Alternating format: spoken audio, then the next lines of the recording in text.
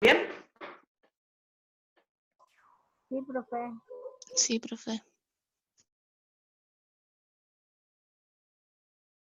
Bueno. Ahí está.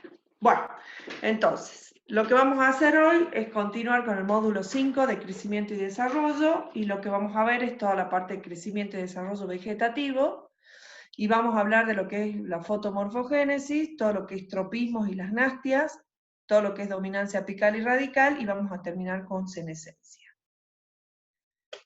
Entonces, miremos cómo la luz afecta el crecimiento y el desarrollo de las plantas. Sabemos que la luz es fuente de energía para la fotosíntesis, esto ya lo vimos, también es fuente de calor. Recuerden que las plantas son organismos que no regulan su propia temperatura, son ectotermos, por lo cual necesitan de la energía del sol, también para regular su metabolismo.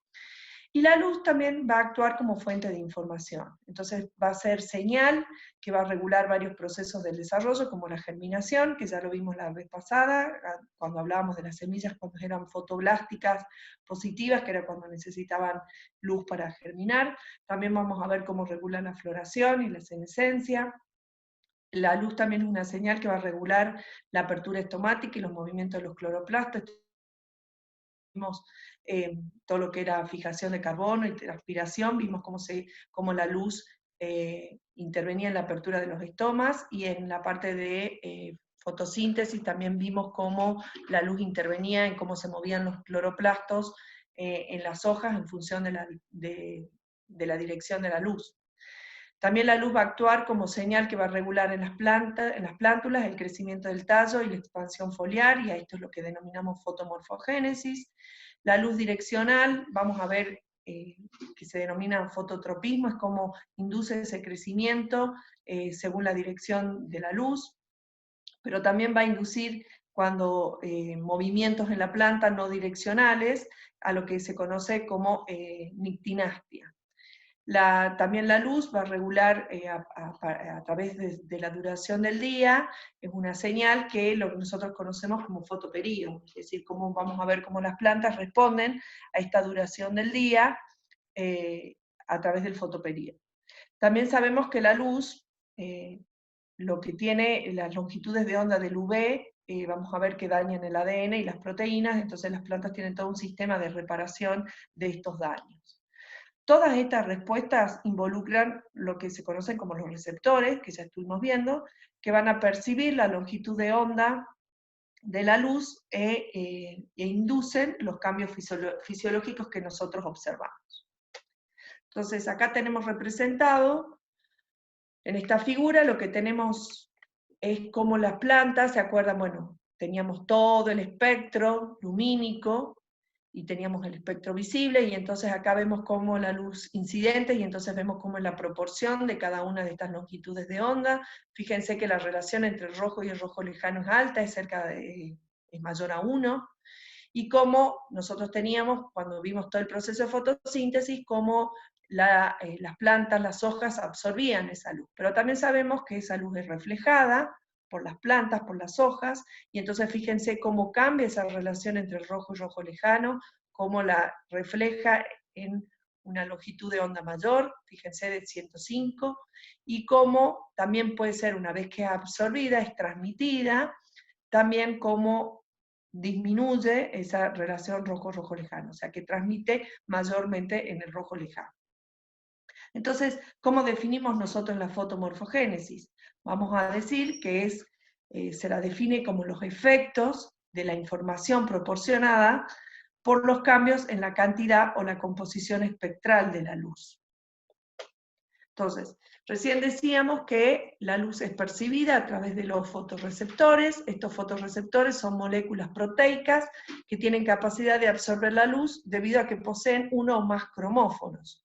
Entonces tenemos distintos fotorreceptores, tenemos los fitocromos, donde podemos tener fitocromos A, B, C, D y E, y la cantidad de fitocromos va a depender de la especie. Por ejemplo, en Arabidopsis italiana están estos 5, mientras que en arroz está solamente el A, el B y el C. Tienen un rango de acción que va que absorben en el rojo lejano y también en el azul, y el cromóforo está está constituido por un tetrapirrol de cadena lineal. Los fitocromos, como vimos, van a promocionar la germinación, también van a actuar en la floración y en la elongación de tallos y pecíolos. Y también va a intervenir en lo que es la desetiolación y en el seteo del reloj biológico, de los ciclos circadianos. Los criptocromos, tenemos el criptocromo 1 y 2, tienen su rango de acción en el azul y en el VA, y el cromóforo es una pterina y también una flavina adenina dinucleótico, y vamos a ver que interviene en lo que es la desetiolación y también en los ciclos circadianos. Tenemos otros fotorreceptores que son las fototropinas, que su rango de acción es en el azul y en el VA, y su cromóforo son dos flavinas mononucleótidos. Y las fototropinas, como vimos, intervienen en todo lo que es este movimiento de los cloroplastos en las hojas en función de la dirección de la luz. Vimos también cuando hablábamos de transpiración, cómo era la apertura, cómo intervenían en la apertura y cierre de estomas, que eran la señal que iban a permitir todos estos cambios que habíamos visto a nivel de los estomas, para la apertura de los estomas, y lo que vamos a ver hoy también es cómo interviene en el fototropismo. Entonces acá tenemos un esquema de un fitocromo, y entonces vemos cómo está formada por lo que se conoce como una apoproteína. Acá tenemos todo lo que es la actividad, la parte superior es la actividad del fotorreceptor, y la parte inferior la actividad quinasa, y acá tenemos representados a los cromóforos, y la apoproteína más el cromóforo forman la holoproteína. Bueno, acá está cómo es su estructura molecular. Y entonces acá en este sector tenemos cómo es, ¿se acuerda que habíamos hablado de que el fitocromo se sintetizaba de dos maneras, o sea, lo teníamos de dos formas, como PR y como PFR, y entonces acá vemos cómo es su estructura, cuando está en una o en otra de las formas. Acá abajo está representado cómo es el espectro de absorción de estos dos fitocromos, en sus dos formas. Fíjense acá cómo es en el PR, y acá está cómo es la absorción en el PFR. Y entonces, esto que estábamos hablando, como estos fitocromos poseen dos formas, el PR, R significa de red, y PFR de far red, de rojo lejano, y entonces sabemos que el PR que se sintetiza, esta forma, la forma de PR en el fitocromo se sintetiza como PR, y cuando absorbe en el rojo se va a transformar o a convertir en su forma activa, que es el PFR, y si hay mayor cantidad de rojo lejano, o sea, se absorbe en el rojo lejano, se va a reconvertir en el PR. Acuérdense que la forma activa del fitocromo es en su forma de PFR, que es la que va a inducir las acciones biológicas. Acá en estas dos figuras, lo que tenemos representado en esta figura es la absorción en función de la longitud de onda, y entonces nos muestra cómo plantas en oscuridad tienen mayor proporción de PR, y cuando se les da un pulso de rojo, hay una alta conversión, hay un 87% de conversión de este PR a PFR. Como vemos, como recién veíamos, si nos fijamos acá, hay una superposición entre la absorción del rojo, o sea, de las dos formas del fitocromo se superponen, y entonces significa que nosotros permanentemente en las plantas vamos a tener tanto PR como PFR. Y esto significa, ustedes lo van a ver en varios lugares, que en realidad más que hablar de la relación a veces de rojo, o sea, de PR y PFR, se habla de PFR en función del P total, o sea, de la cantidad de fitocromo que uno tiene.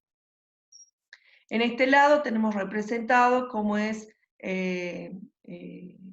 la efectividad fotónica, y entonces acá tenemos representada en función de la longitud de onda, y acá tenemos, teniendo en cuenta el fitocromo A y el fitocromo B, donde es la mayor eficiencia del fitocromo B, fíjense que es a menores longitudes de onda, y el fitocromo A a mayores longitudes de onda. Cuando hablamos de las respuestas fotomorfogénicas, hablamos de 4 respuestas fundamentalmente que tienen las plantas.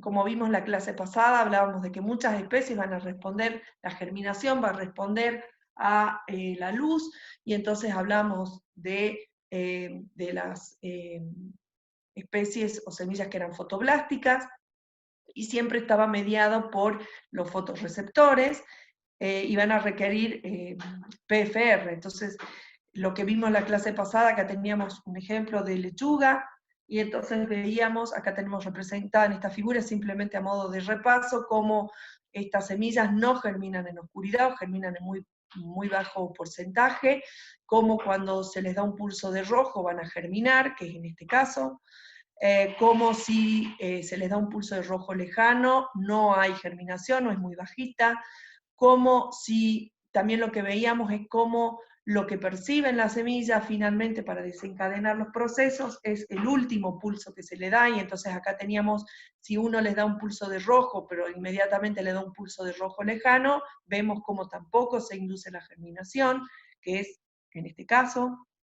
Acá están las plantas control que están en oscuridad, y entonces acá tenemos representado como si uno le da un pulso primero de rojo lejano y después de rojo, vemos como si se induce el proceso, o sea, si hay germinación. Acá tenemos, bueno, distintos tratamientos, que es un pulso de rojo, rojo lejano y rojo, y nuevamente se ve, o sea que siempre lo que termina induciendo la respuesta fisiológica es el último pulso que se le da, y fíjense que acá, como si uno le da rojo lejano, rojo y rojo lejano nuevamente, no hay respuesta, o la respuesta es muy baja. Esto es lo que vimos en la clase pasada. Hoy nos vamos a dedicar a mirar a nivel vegetativo, y entonces también otra respuesta fotomorfogénica es la desetiolación de una plántula o de un órgano, y entonces vamos a ver cómo ocurre este proceso. También tenemos cambios en la morfología de la planta y en el momento de floración, que lo vamos a ver la clase que viene. Y entonces acá tenemos algunas fotos de mirar cómo es una planta etiolada y una planta desetiolada, y acá tenemos, bueno, cómo es, por ejemplo, una planta normal, y acá como cuando tienen mutados los fitocromos A, el fitocromo B, el criptocromo 1 y el criptocromo 2, fíjense cómo es la morfología y la estructura de esta plántula respecto a una plántula que tiene todos los fitocromos y los criptocromos. Entonces, esperen un minuto que no sé qué se me activó acá cualquier cosa. Entonces miremos cómo es la desetiolación.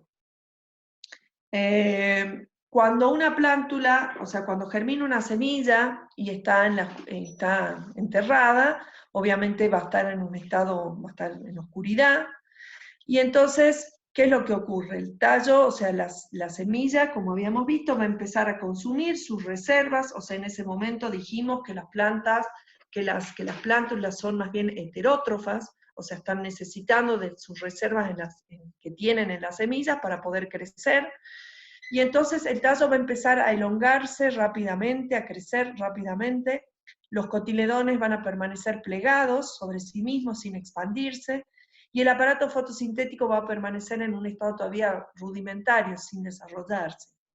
Las plántulas en ese momento lo que están haciendo, están realizando, es la escotomorfogénesis, y se dice que las plantas están etioladas. ¿Qué es lo que pasa cuando la plántula logra emerger o salir del suelo y es expuesta a la luz, que va a ser una señal? Y entonces, ¿qué va a pasar? Se va a frenar rápidamente el crecimiento del tallo. Fíjense acá, que cuando pasa luz blanca, cómo se frena el crecimiento. Se va a inducir la expansión y la apertura de los cotiledones, se va a promover la síntesis de todo el aparato fotosintético y de pigmentos protectores contra el exceso de luz, y la plántula va a comenzar a desetiolarse y va a realizar lo que conocemos como fotomorfogénesis. Fíjense que acá en esta foto, lo que tenemos también acá al costado, a la mano derecha, acá tenemos el wild type, o sea, el control, la planta que está con todos sus fitocromos, y vemos cómo acá las fotos nos muestran cuando está para genotipos que tienen mutados los criptocromos, acá con mutados el fitocromo A y el B, y acá todos, tanto el A, el B, como el criptocromo 1 y 2, y fíjense cuán etiolada está esta esta plántula cuando tiene mutados todos los fotorreceptores que intervienen en la desetiolación. Acá tenemos una figura que nos está mostrando la longitud del hipocótilo en función de la presencia de los fitocromos, y entonces fíjense cómo cuando están presentes los dos fitocromos, el A y el B, tienen una menor longitud, es decir, una vez que perciben la luz, dijimos que se reduce el crecimiento de la elongación del tallo, en este caso el hipocótilo, como cuando está presente el fitocromo B y el A, sigue reducida esta longitud, lo que estaría indicando que básicamente la desetiolación está mediada por el fitocromo B. Fíjense cómo cuando no está presente el fitocromo B, pero sí el A, hay una mayor elongación, y cómo cuando están mutados los dos fitocromos, como este es el caso sería una planta etiolada, ¿sí? Donde es mayor la longitud del hipocótilo. Bueno, ¿cuáles son las vías de señalización en la fotomorfogénesis? Tenemos dos factores de transcripción, básicamente. Bueno, después vamos a ver que en realidad hay más. Pero tenemos el factor de transcripción, el HI5, que es un factor de transcripción que está ubicado constitutivamente en el núcleo y que va a intervenir en la fotomorfogénesis, básicamente en la desetiolación. Y entonces acá acuérdense que cuando nosotros teníamos representado con flechitas, significa que regulaban la expresión de ese gen positivamente, o lo estimulaban, ¿sí? Entonces acá tenemos una foto, bueno, no se ve muy bien, pero tenemos el wild type, o es el control, donde tiene presente este factor de transcripción, entonces vemos cómo la plántula está desetiolada, mientras que en aquellos mutantes donde se ha mutado esto, donde no tienen la presencia de este factor de transcripción, fíjense cómo está más etiolada. Por otra parte, tenemos el factor de transcripción, el COP1, que también está constitutivamente ubicado en el núcleo, y fíjense que lo que va a hacer es inhibir la fotomorfogénesis. Acuérdense que cuando veíamos este símbolo como la flecha truncada, estábamos diciendo que regulaban negativamente el proceso, lo inhibían, y entonces miren cómo cuando está, en este caso tenemos una planta etiolada, o sea, un wild type, cómo está la planta etiolada, y cómo si pasa la luz, teníamos el proceso de desetiolación. Ahora, cuando tenemos un mutante de COP1, fíjense que tanto en oscuridad como en luz la plántula está desetiolada. Veamos cómo actúan, cómo es el modelo de acción por la vía del COP1 y del HI5. Entonces, el COP1, fíjense, esto ustedes lo tienen en el libro, en el Asconvieto, acá tenemos representado cómo es la distribución de estos factores de transcripción en oscuridad y qué pasa en luz. Entonces tenemos que el COP1 en realidad es una ligasa, una E3 ligasa, que lo que hace es, acá falta una I, ubiquitiniza al HI5 y causa su destrucción en el proteasoma 26S. Entonces miren qué es lo que pasa en oscuridad. En oscuridad está el COP1 está en el núcleo y el HI5 también, acá tenemos representado lo que es el gen, y entonces si ustedes recuerdan lo que vimos en la clase de crecimiento y desarrollo, en el caso de que estén los dos factores de transcripción unidos a la región regulatoria, no se va a expresar el gen. ¿Qué es lo que tiene que pasar? Tiene que desaparecer, o sea, se tiene que destruir o desaparecer o desligar el COP1, que es el que está inhibiendo al HI5, para que se pueda expresar el gen. En la oscuridad, el COP1, entonces dijimos, está en el núcleo y va a causar la destrucción del HI5 y también de otros factores de transcripción necesarios para la fotomorfogénesis, es decir, en este momento hay escotomorfogénesis, ¿sí? ¿Qué pasa cuando las plantas perciben la luz? Lo que va a hacer la luz va a activar a los fotorreceptores, que entonces van a causar la migración de este COP1 hacia el citoplasma, y entonces el HI5 y los otros factores de transcripción se van a acumular y van a permitir que ocurra la fotomorfogénesis, ¿sí? O sea, al eliminarse este factor de transcripción, ya el gen se va a poder expresar, y todo lo que significa todas aquellas enzimas que intervienen en la fotomorfogénesis. Acá simplemente tenemos representado como a mayor irradianza está representado la cantidad de proteínas, y entonces vemos cómo en plántulas que están desetioladas está representado, hay mayor concentración de HI5, y en plantas que están etioladas casi no se percibe el HI5.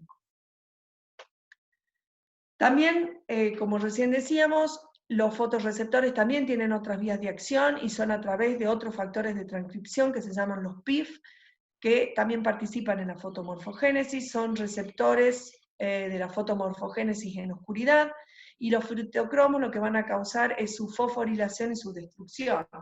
Y entonces, ¿qué es lo que ocurre? Fíjense, acá de nuevo tenemos representado cómo estos factores de transcripción van a impedir que se expresen estos genes que son necesarios para la fotomorfogénesis. Entonces, al recibir la luz, lo que ocurre es que los fitocromos van a migrar desde el citoplasma al núcleo en su forma de PFR, y allí se van a pegar a estos PIF y los van a fosforilar, y posteriormente los van a destruir.